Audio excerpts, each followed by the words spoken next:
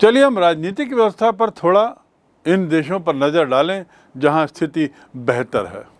पहली बात तो कि दोनों देशों में लोकतंत्र बना हुआ है। यहाँ जो राष्ट्रवाद का बुनियाद जो है वो लोकतांत्रिक व्यवस्था है। मैंने शब्द यूज़ किया है राष्ट्रवाद का बुनियाद। देश की जो भावना है, भारत देश या श्रीलंका, ये लोकतांत्रिक व्यवस्था से ही पनपती है। लेकिन फिर भी जब तब कुछ ऐसी समस्याएं आ जाती हैं जिससे लगता है कि लोकतंत्र को कठोर चुनौती मिल रही है या मिलेगी, लोकतंत्र की ताकत को कमज़ोर करने की कुछ कोशिशें कभी कभी दिखाई देती हैं। तो चलिए हम थोड़ा देखें कि भारत में लोकतंत्र को स्थापित करने में प्रमुख चुनौतियां क्या क्या हैं। भारत में यद्यपि मैंने जैसा पूर्व में कहा लोकतंत्र की जड़ मजबूत है, पर जितनी स्थायी होनी चाहिए उसमें कुछ चुनौतियां आ रही हैं। तो क्या चुनौतियां हैं? सबसे पहली चुनौती लोकतांत्रिक प्रणाली को स्थापित करने की चुनौती। लोकतांत्रिक प्रणाली को स्थापित करने की चुनौती ही स्वयं सबसे बड़ी चुनौती थी, क्योंकि 1947 में जब भारत स्वतंत्र हुआ तो भारत क्या था? रियासतों का देश था। वहाँ 600 के आसपास रियासतें थीं। दूसरे शब्दों में राजशाही, राजा, सामंतवादी प्रवृत्तियाँ, ज़मींदारी प्रवृत्तियाँ, इनका प्रादुर्भाव था। तो इसलिए लोकतंत्र की बात सोचना ही स्वयं में एक बहुत बड़ी चुनौती थी और उसको लोगों तक सफलतापूर्वक पहुंचाना। दूसरी जो समस्या थी वह थी बहुत बुरी अर्थव्यवस्था। सतत रूप से अकाल पड़ना, बाढ़ आदि की समस्या झेलना और विभाजन के परिणाम स्वरूप जो अर्थव्यवस्था पर चोट पहुंची वो तो बहुत गहरी थी। इसके अलावा तीसरी समस्या यदि हम देखें तो वो भारत की जनसंख्या, बहुत विशाल जनसंख्या। और जनसंख्या हमारे किसी भी तरह के अचीवमेंट को नेगेट करती थी, हमारे किसी भी तरह की सफलताओं पर उल्टा प्रभाव डालती थी। तो जनसंख्या हो गई तीसरी समस्या। अगली समस्या जो थी गरीबी, निर्धनता, क्योंकि भारत 200 वर्षों की गुलामी में रहा अंग्रेज़ों के, और अंग्रेज़ों ने कोई भारत के विकास के लिए यहाँ पे शासन नहीं किया, भारत के शोषण के लिए। और परिणाम स्वरूप देश का जितना धन था वो सब तो इंग्लैंड चला गया था। सोने की चिड़िया जिसे हम कहते थे, जहाँ दूध की नदियाँ बहती थी, उसे वे बहुत निर्धन छोड़ जा रहे थे। और शायद जा भी इसलिए रहे थे क्योंकि अब भारत से निचोड़ के लेने लायक उनके पास अब कुछ बचा भी नहीं था। तो एक अत्यधिक निर्धन देश, बीमारियों का देश, बेरोजगारी की समस्याओं से उलझता देश, क्योंकि बेरोजगारी की समस्या यहाँ इतनी ज़्यादा इसलिए थी क्योंकि कोई विशेष औद्योगिकरण तो था नहीं। खेती बाड़ी का भी हाल बहुत बुरा हो चला था। बरसात पर, मौसम पर निर्भर बारिश जब तब अकाल और बाढ़ जैसी स्थितियां पैदा करती थी। तो अगली समस्या ये थी। इन सब के बीच, इन समस्याओं के बीच आर्थिक समस्या, स्वास्थ्य एक और बहुत बड़ी समस्या थी शिक्षा। अशिक्षित संख्या यहाँ बहुत बड़ी मात्रा में थी, भरमार थी अशिक्षितों की। यानी जिसे हम 3R कहते हैं, रीडिंग, राइटिंग और अरिथमेटिक। हमारा प्रारंभ में शिक्षा नीति का एक तरीके से लक्ष्य यही था कि हम कम से कम लिखना, पढ़ना और आधारभूत गणित करना सिखा दें अधिकतर लोगों को, तो वही हमारी एक सफलता का पैमाना हो जाएगा। इस प्रकार इसका अर्थ ये कि हम आर्थिक दृष्टि से बहुत पिछड़े, स्वास्थ्य की दृष्टि से बहुत पिछड़े, शिक्षा की दृष्टि से बहुत पिछड़े, सामाजिक दृष्टि से बहुत पिछड़े, और बीमारियां अलग, जनसंख्या की दिक्कतें अलग, बहुत सारी समस्याएं। इतनी समस्याओं के बीच रियासतों के छोटे छोटे टुकड़े, उनका एकीकरण, और एकीकरण के बाद ये सोचना कि किस तरह की शासन प्रणाली यहाँ लागू हो, ये एक बहुत बड़ा प्रश्न भारत के सामने खड़ा था। आप सोच सकते हैं कि ये कितनी बड़ी चिंता की बात रही होगी कि ठीक है, अंग्रेज तो जा रहे हैं, पर क्या छोड़ के जा रहे हैं। आज के परिप्रेक्ष्य में यदि मैं अफ़गानिस्तान की बात करूं, तो अमेरिका जो वहाँ 20 वर्ष से था, एक तरीके से अफ़गानिस्तान में शासन कर रहा था, अचानक छोड़ के चला जाता है, तो आपने तालिबान का हाल, आपने अफ़गानिस्तान का हाल देख ही लिया होगा। दिन प्रतिदिन आप सुन रहे होंगे कि वहाँ किसी भी तरह की शासन व्यवस्था ना होने के कारण लॉ एंड ऑर्डर की क्या समस्या बनी हुई है। बस यही कुछ स्थिति भारत की थी उस समय, और पार्टीशन, पुनर्वास का मुद्दा तो था ही, विभाजन और पुनर्वास का मुद्दा तो था ही। तो इस सब में कौन सी शासन प्रणाली बनाई जाए, लागू की जाए, ये एक बहुत बड़ी समस्या थी। भारत उपनिवेश था, पराधीनता देख चुका था, इसलिए वो कतई नहीं चाहता था कि भारत लोकतांत्रिक प्रणाली अपनाए। भारत के सामने लोकतंत्र को स्थापित करने में जो चुनौतियां थीं, वो कुछ इतनी ज़्यादा थीं कि उसे लग रहा था कि शायद लोकतांत्रिक व्यवस्था यहाँ सफल नहीं हो पाएगी। लोकतंत्र को अपनाए जाने के लिए जो प्रतिनिधि मूलक लोकतंत्र को अपनाया जाए, ऐसा हम सोच रहे थे। स्थापित करने में जो सबसे बड़ी चुनौती थी कि प्रतिनिधि मूलक लोकतंत्र कैसे अपनाया जाए, जनता के प्रतिनिधि। दूसरा, विभिन्न जाति, धर्म, भाषा के लोग रहते थे, इनके बीच में एकता स्थापित करना। ये मैं सब समस्याओं की बात कर रहा हूँ कि इतनी समस्याएं, इतनी चुनौतियाँ, और उसमें लोकतांत्रिक प्रणाली, वो भी प्रतिनिधि मूलक लोकतांत्रिक प्रणाली लागू करने की। विभिन्न जाति धर्म की अलग दिक्कतें होती हैं, वे अपने अपने समुदाय में बटे रहते हैं। अनेकता में एकता का प्रतीक कहना एक चीज़ है, लेकिन वास्तव में धरातल में एक बहुत बड़ी दिक्कत थी।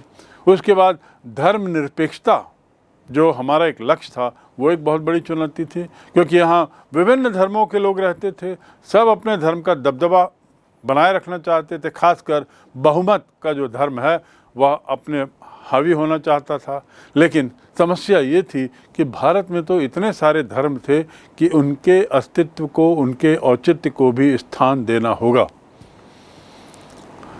साथ ही लोकतंत्रीय ढांचे के बिना भारत का विकास संभव ही नहीं था, ये तय था। क्यों? क्योंकि लोकतंत्रीय ढांचे में ही हम सबकी सहमति लेकर आर्थिक विकास कर सकते हैं, ये संभव था। तानाशाही या सैनिक सत्ता में इस ढंग के विकास की कल्पना नहीं की जा सकती। तो ये एक बहुत बड़ी चुनौती थी कि हम किस तरीके से इस लोकतांत्रिक व्यवस्था को विकास के लिए रास्ते में ले जाएं। और इसीलिए हमने कौन सा रास्ता अपनाया? मिश्रित अर्थव्यवस्था। मिश्रित अर्थव्यवस्था क्या है? संक्षिप्त में यदि कहूँ तो मिश्रित अर्थव्यवस्था एक ऐसी अर्थव्यवस्था है जिसमें समाजवाद और पूंजीवाद विचारधारा के गुणों को लेकर भारत में लागू किया गया। मैं फिर से दोहरा दूं, मिश्रित अर्थव्यवस्था एक ऐसी अर्थव्यवस्था जिसमें पूंजीवादी अर्थव्यवस्था और समाजवादी अर्थव्यवस्था, यानी कैपिटलिज्म और सोशलिज्म, इन दोनों के कुछ बातों को लेकर जो भारत के लिए उचित थी, एक नई व्यवस्था लागू की गई। तो मिश्रित अर्थव्यवस्था को लागू करना ये भी एक बहुत बड़ी चुनौती थी, क्योंकि मिश्रित अर्थव्यवस्था की सफलता में ही हमारी राजनीतिक स्थिरता की सफलता भी काफ़ी कुछ निर्भर कर रही थी। भारत में जागरूक जो मीडिया, विरोधी दल समूह, दबाव समूह, इनकी स्वाधीनता के कारण भी लोकतंत्र की सफलता की उम्मीद की जा सकती थी, क्योंकि भारत में एक ऐसी नींव पड़ चुकी थी कि मीडिया जो है, या विभिन्न जो समूह हैं, विभिन्न जो सामाजिक संगठन हैं, वो एक तरीके से स्वतंत्रता की बयार महसूस कर रहे थे, स्वतंत्रता को एब्जॉर्ब कर चुके थे, और इसलिए उनके लिए संभव था कि वे लोकतांत्रिक व्यवस्था में मददगार बने। पर उस क्षण जब देश स्वतंत्र हुआ, यह एक बड़ी चुनौती ही थी।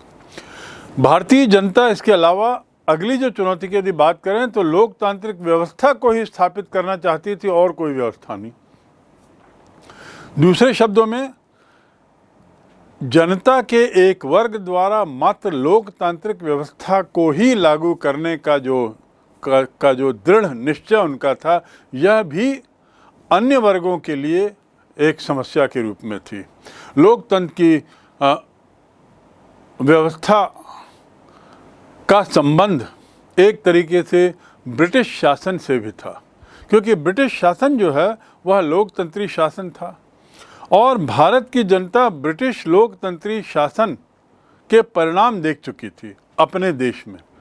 तो एक तरीके से रेजिस्टेंस भी था, लेकिन इसके बाद भी भारतीय लोगों की तीव्र इच्छा थी कि भारत में ब्रिटिश पराधीनता को भुगतने के बाद भी हम लोकतंत्र प्रणाली को पसंद करेंगे।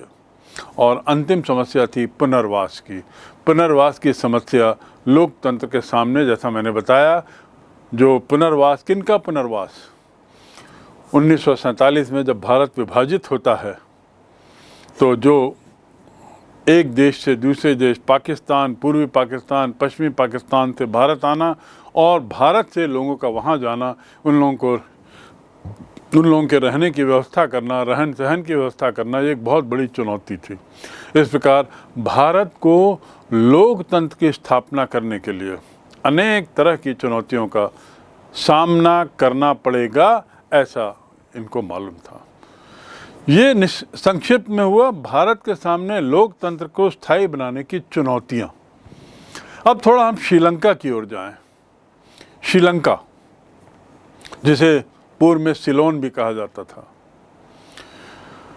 श्रीलंका आप देखेंगे भारत के दक्षिण में उसके निकटस्थ राज्य जो है वह तमिलनाडु, और तमिलनाडु में तमिल भाषी रहते हैं।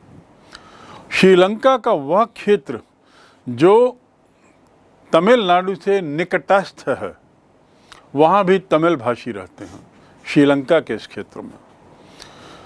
तो यदि मैं जातीय संघर्ष की बात करूं तो उसकी शुरुआत इन तमिलों से होगी।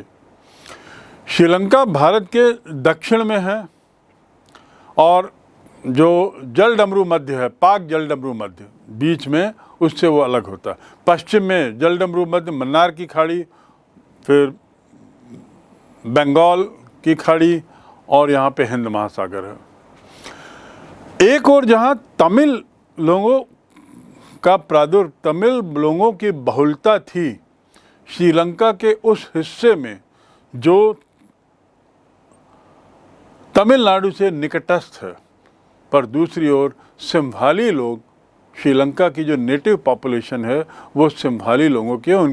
उनकी जो जनसंख्या है वो बहुत ज़्यादा है, बहुमत में है, और तमिल लोग अल्पमत में है। इस बात को आपको ख्याल रखना है। यदि हम जातीय संघर्ष की बात करें तो आप इस बात को मन में बैठा लें कि नेटिव श्रीलंकन, वहाँ के मूल रूप से रहने वाले लोगों को सिंभाली कहा जाता है, इनकी संख्या ज़्यादा थी।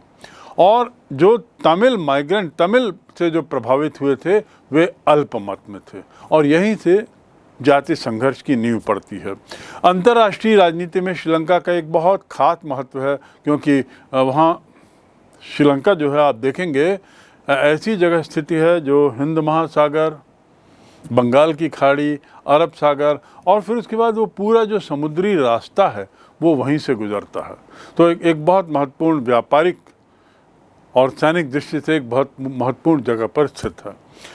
अब मैं आता हूँ जातीय संघर्ष के बैकग्राउंड पर कि आखिर जातीय संघर्ष हुआ क्यों, अल्पमत बहुमत का तो मुद्दा था ही, लेकिन फिर भी इतना ज़्यादा संघर्ष क्यों हुआ जो जिसने पूरी श्रीलंका को और बल्कि एक समय तो पूरे विश्व को हिला दिया। श्रीलंका में 17.1 मिलियन की आबादी में 74% सिंहभाली हैं। क्या प्रतिशत है? 74%, यानी बहुत बड़ी संख्या। 13% तमिल है, मात्र 13%। लेकिन 13% तमिल भी एक अच्छी संख्या रखते हैं। 6% भारतीय मूल के तमिल। तो कुल मिला के क्या स्थिति हो गई? मैं पुनः दोहरा दूं, 74% सिंहभाली, 13% तमिल और 6% ऐसे तमिल जो भारतीय मूल के हैं, जो वहाँ बसे हुए हैं। यानी तमिल कुल हो गए 13 और 6 19%, लगभग 20% वहाँ तमिल हैं। धर्म की यदि बात करें तो सिंहली लोग बौद्ध धर्म के फॉलोअर हैं।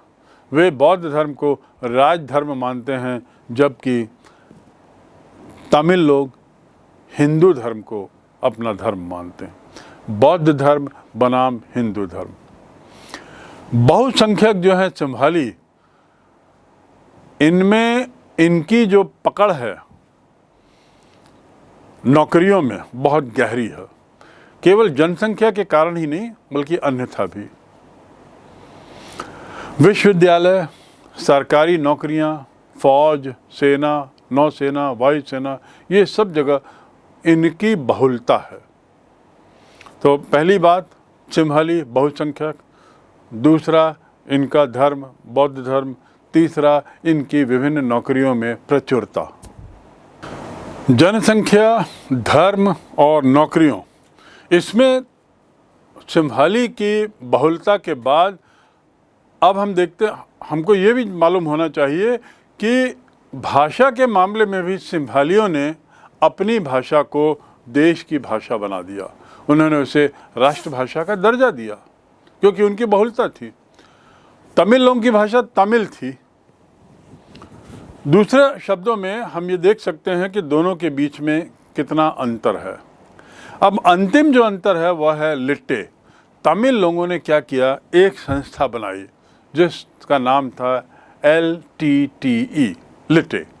तमिल इलाम के नाम से एक संगठन बनाया, तमिल इलाम। ये जो संगठन है, ये संगठन अपने लिए एक अलग राज्य की मांग कर रहा था, राष्ट्र की नहीं। प्रारंभ में ये एक राज्य की मांग कर रहे थे। लिट्टे अपने संगठन के अध्यक्ष, जिस दल का नाम था तमिल इलाम, जबकि सिंहलियों का कहना था कि तमिल तो विदेशी हैं, तो इन्हें सरकार और राजनीतिक संस्थाओं में किसी भी तरह की भागीदारी का भी अधिकार नहीं है।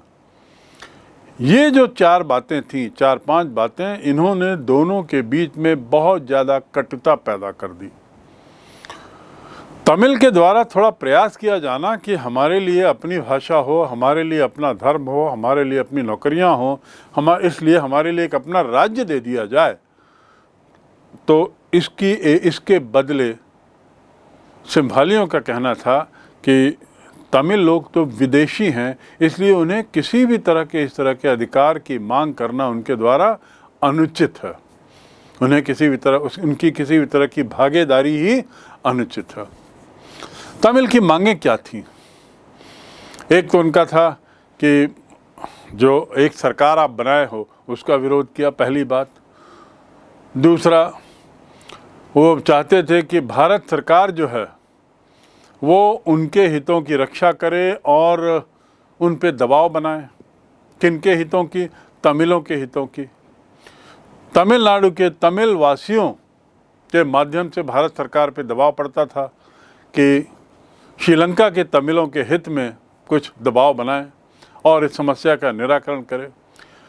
1983 के बाद स्थितियां कुछ बदतर हो गई और एक तरीके से सैनिक संघर्ष शुरू हो गया, जब तमिल जनसंख्या ने अपने लिए अलग राज्य यानी तमिल इलाम की मांग सामने रखी। तमिल इलाम की मांग दूसरे शब्दों में कब आई? 1983 के बाद। एक अलग राज्य की मांग 1983 के बाद आई और इसकी प्राप्ति के लिए उन्होंने LTTE की स्थापना कर दी, यानी एक सैनिक संगठन जो एक बहुत बड़ा आतंकवादी संगठन बन के बाद में सामने आया। विश्व के सबसे खतरनाक आतंकवादी संगठनों में LTTE शामिल था। LTTE का फुल फॉर्म है liberation tigers of Tamil Ilam. Liberation tigers of Tamil Ilam, Ilam माने राज्य। तो ये संक्षिप्त में से लिट्टे कहा गया और इनकी मांग क्या थी कि हमें एक अलग राज्य दिया जाए। LTTE ने अपने देश की सेना यानी श्रीलंका की सेना के साथ संघर्ष शुरू किया और एक तरीके से बहुत समय तक ये गृह युद्ध का रूप लिया, लड़ाई चली और इस संगठन ने कई बार श्रीलंकन फौज के साथ टक्कर ली और शासन को भी बड़ी कठिनाई में डाल दिया। जैसा मैंने बताया कि भारत सरकार पे लोग सतत रूप से दबाव बनाए हुए थे कि हम लोग भी सजातीय हैं यानी तमिल हैं, तो हम तमिलों की रक्षा का दायित्व भारत सरकार पर है, समस्या के निराकरण का दायित्व भारत सरकार पर है। तो भारत सरकार ने उसके लिए कुछ प्रयास किया और 1983 के बाद जब तमिल राज्य की स्थापना को लेकर सैनिक संघर्ष हुए तो 1987 आते आते भारत सरकार ने एक तरीके से शांति स्थापित करने के लिए सेना भेजी, Indian peace keeping force IPKF, Indian peace keeping force शांति के लिए भेजी। लेकिन ये शांति सेना सफल नहीं हो पाई। श्रीलंका ने बहुत विरोध किया, लिट्टे ने ही कुछ समय बाद इसका विरोध किया और भारत सरकार को विवश किया कि इस सेना को वापस बुला लिया जाए। घटनाक्रम देखिए कैसे हो रहा है। 1983 और 1983 के बाद 1987 में भारत सरकार तमिलों के अनुरोध पर दखल देती है और दखल के रूप में एक तरीके से समझौता होता है जिसके तहत भारत अपनी फौज पीस कीपिंग के उद्देश्य से, शांति बनाए रखने के उद्देश्य से वहाँ भेजता है। लेकिन कुछ समय बाद भारतीय सेना की उपस्थिति का वहाँ घोर विरोध होता है और भारत को सेना वापस बुलाने के लिए विवश होना पड़ता है। भारत की फौज तो वापस आ गई, लेकिन यदि देखा जाए तो एक तरीके से समस्या अभी भी बनी हुई है। इस तमिलों के अपनी समस्या का कोई संतोषजनक हल अभी तक नहीं निकला है। कई दूसरे देशों ने भी समझौता करने की, शांति लाने के प्रयास किए लेकिन सफल नहीं हो पाए और युद्ध विराम जिसे बोलते हैं उसकी स्थिति बनी ताकि गृह युद्ध जो है वो कुछ समय तक टले। लेकिन सच्चाई तो ये है कि तमिलों की समस्या यथावत बनी रही। मार्च 2007 में उग्रवादियों ने तो ये लिट्टे के लोगों ने कोलंबो हवाई अड्डे पर भी हमला किया, वहाँ विस्फोट भी किया, लेकिन स्थिति कोई बदली नहीं, बेहतर नहीं हुई और आतंकवादी गतिविधियों का तमिल सरकार ने, श्रीलंकन सरकार ने बड़ा कठोर जवाब दिया। परिणाम ये हुआ कि लिट्टे की गतिविधियों को लेकर, आतंकवादी गतिविधियों को लेकर दुनिया में उसके खिलाफ एक तरीके से परिस्थितियां विपरीत होने लगी। आतंकवाद एक बुरे रूप में जाना जाने लगा। सितंबर 2001 में अमेरिका में जो घटना हुई थी 9/11 जिसे बोलते हैं, उस 9/11 के मद्देनज़र लिट्टे को भी आतंकवादी संगठन घोषित कर दिया गया, क्योंकि लिट्टे भी, जैसा मैंने पूर्व में बताया, एक अत्यधिक आधुनिक फौज के रूप में अपने को तैयार कर चुका था। और जिस तरीके से 9/11 की घटना ने पूरे दुनिया को हिला दिया, उस आतंकवादी घटना ने, उस घटना के परिप्रेक्ष्य में, उस घटना का एक परिणाम ये भी था कि लिट्टे को आतंकवादी घोषित किया गया। और ये कब की बात है? 2008 के आसपास। 3 वर्ष तक लगातार श्रीलंका की फौज ने लिट्टे के साथ मोर्चा लिया और उसके बाद अंततः लिट्टे को पूरी तरह से समाप्त कर दिया।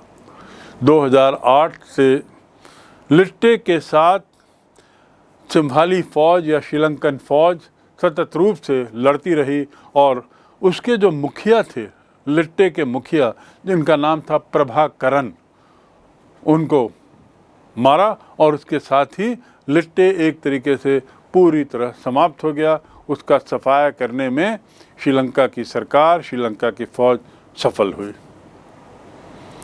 अब जब लिट्टे चला गया है तो ये वह दौर है जब लिट्टे जो तमिल एस्पिरेशंस को, तमिल आकांक्षाओं का प्रतिनिधित्व कर रहा था, उसे आतंकवादी घोषित किया गया और उसके बाद इसका पूरा सफाया किया गया। तो आज वहाँ तमिलों की क्या स्थिति है, वर्तमान में क्या है, यानी लिट्टे के बाद ये आंदोलन ही समाप्त हो गया। पहला अलग तमिल राज्य बनाने का आंदोलन समाप्त हो गया, लेकिन तमिल समस्या बनी हुई है। तमिल लोगों के अंदर अभी भी अपनी भाषा, अपने धर्म, अपने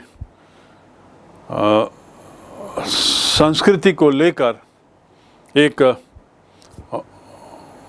विद्रोह की भावना बनी हुई है, क्योंकि उनकी ये सतत रूप से फीलिंग है कि संभालियों के द्वारा उनका शोषण किया जा रहा है।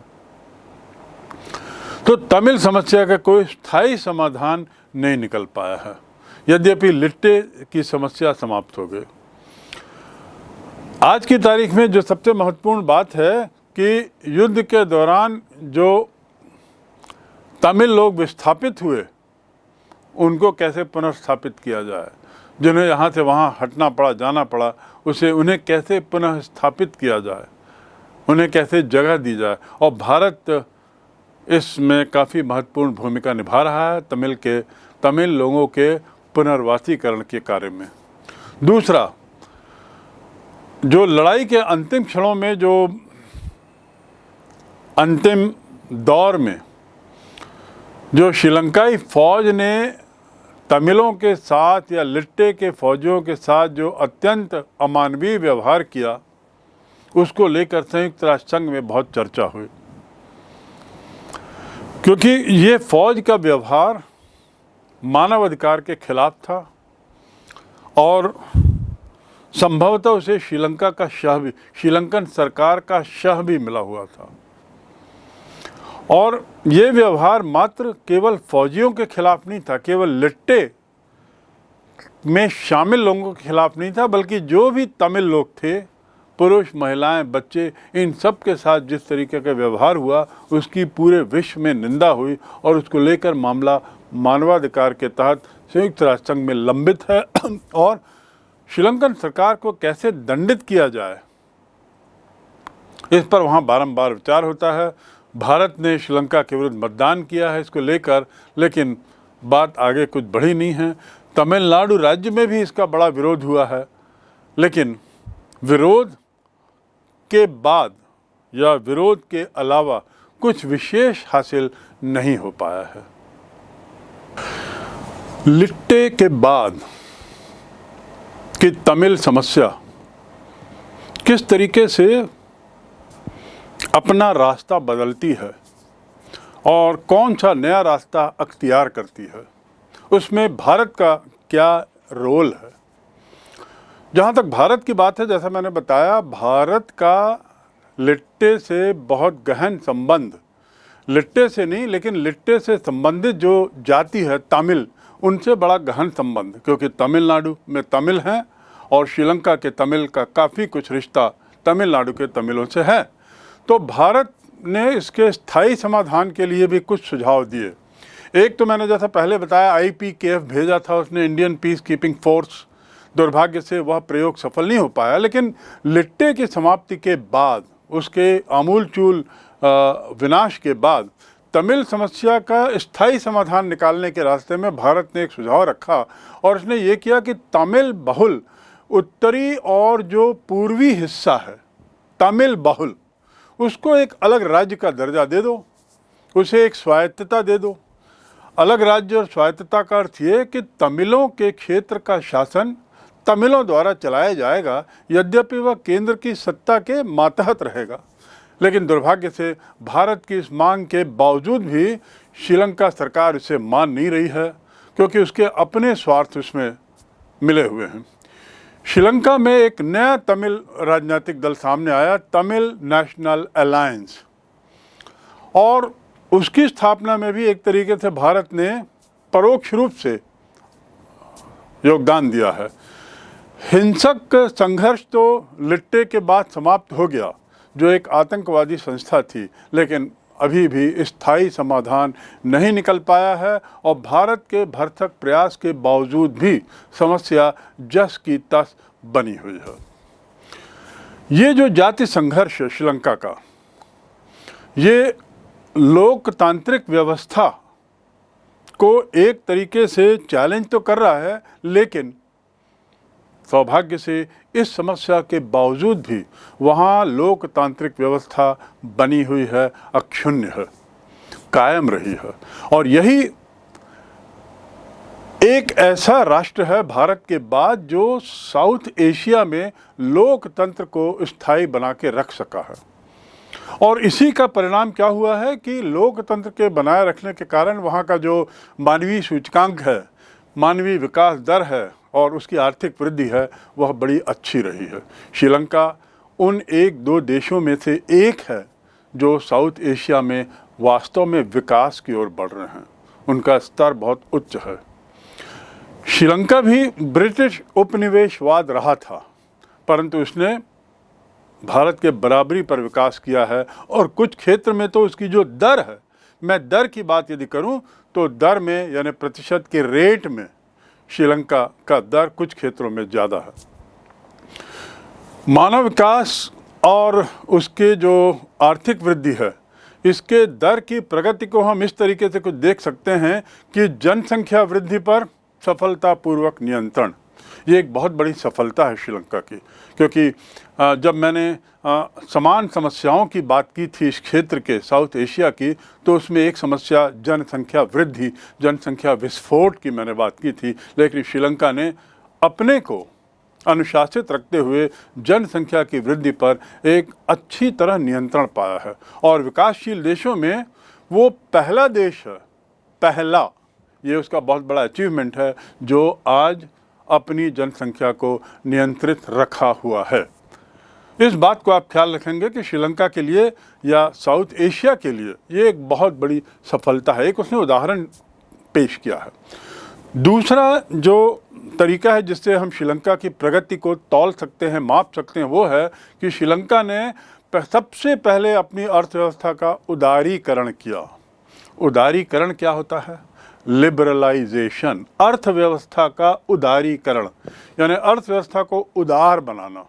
उदार बनाने से तात्पर्य यह है कि उसे व्यापार के लिए खोलना, लाइसेंस राज को समाप्त करना या न्यूनतम करना, अंतर्राष्ट्रीय व्यापार को बढ़ावा देना और जो ग्लोबल सेटअप है अर्थव्यवस्था का, ग्लोबल वैश्विक अर्थव्यवस्था में शामिल होना। श्रीलंका इन देशों में पहला देश था। भारत में यदि हम बात करें, भारत के संदर्भ में तो आगे हम पढ़ेंगे ही, लेकिन फिर भी हम जान लें कि ये ग्लोबलाइजेशन हमारे यहाँ 1991 में जब पीवी नरसिम्हा राव प्रधानमंत्री थे उस समय प्रारंभ हुआ था। लेकिन श्रीलंका ने इससे पहले ही इसमें अपना उदारीकरण को अपनाकर एक नई मिसाल पेश की थी और इसी का परिणाम था कि उसकी आर्थिक वृद्धि का दर अन्य देशों से बहुत ज़्यादा है। दूसरा पैमाना जिस पे हम श्रीलंका की वृद्धि की बात कर सकते हैं एविडेंस के साथ, वो है कि कई वर्षों तक वहाँ गृह युद्ध हुआ, जिसका जिक्र मैं पूर्व में कर चुका हूँ। गृह युद्ध जिसमें तमिल बनाम सिंहभाली में बहुत लंबी लड़ाई चली, बहुत घातक लड़ाई चली, बहुत हथियारों का बहुत दुरुपयोग हुआ, सेना बनाम सिविल ऐसी लड़ाई चली। और जब गृह युद्ध होता है तो बड़ा खतरनाक होता है, वह देश को पूरी तरह निचोड़ देता है आर्थिक दृष्टि। लेकिन इसके बावजूद भी श्रीलंका ने अपना आर्थिक दर बनाए रखा।